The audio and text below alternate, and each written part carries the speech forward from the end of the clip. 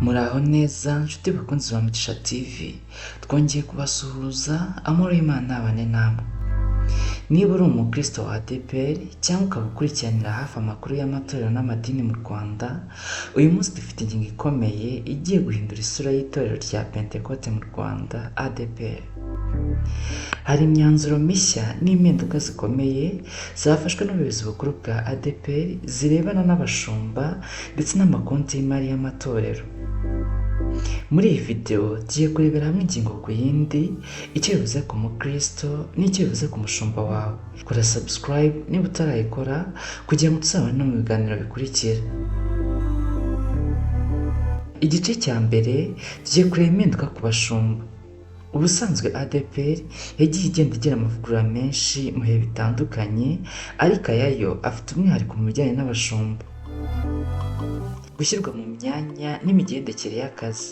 Ubuyobozi bwafashe ingingo zo gusuzuma neza ubushobozi bw'abashumba cyangwa se qualification, aho biba ngombwa ko abashumba bitandukanye n'imikorere yo kotsa igitutu abakristo, ahubwo bakaba abayobozi bakuza umwuka wera n'imibereho myiza y'abakristo.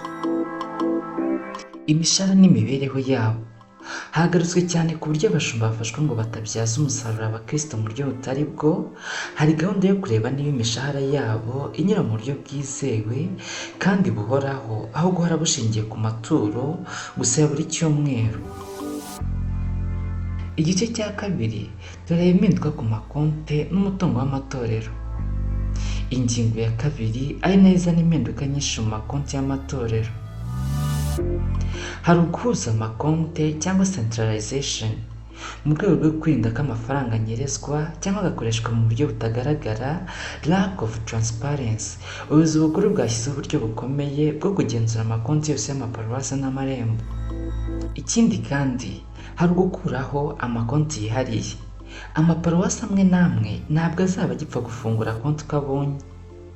Byose bigomba kunyura mu nzego zizwi kandi zigenzurwa hifashishijwe ikoranabuhanga. Intego yabyo. Ibi byakozwe mu rwego rwo kwerekana ko amafaranga y'Imana n'abakristo akoreshwa ibyo yagenewe nk'ivugabutumwa, kubaka insengero zigezweho n'imishinga y'iterambere, aho guhora biba umutwaro ku mukristo usanzwe. Igice cya gatatu, ese abakristo n'abashumba babivugaho iki? Ku ruhande rumwe, abakristo benshi barabyishimiye, baravuga ko bigiye guca ubusambo n'imicungire mibi y'umutungo yagendaga yumvikana mu maparuwasi amwe n'amwe. Ku rundi ruhande, hari abashumba n'abayobozi b'imidugudu babona ko bishobora kubambura ubwigenge cyangwa se autonomy. Bavuga ko bituma gukemura ibibazo byihutirwa by'itorero bitinda kuko umuntu agomba gutegereza uruhushya ruturutse bukuru. Ese mwebwe murabona izi mpinduka muri ADEPR zigiye kuzana umuryango n'umutekano mu itorero, cyangwa zizangiza imikorere y'amaparuwasi amwe n'amwe nka ya yandi yari asanzwe afite amakonti yihariye? Kora like kuri iyi video niba ikuryoheye kandi uyisangize n'abandi kugira ngo bamenye aho itorero rigera rigeze ryerekeza. Singiye gutinda, ntituzabure muri video itaha. Bye bye.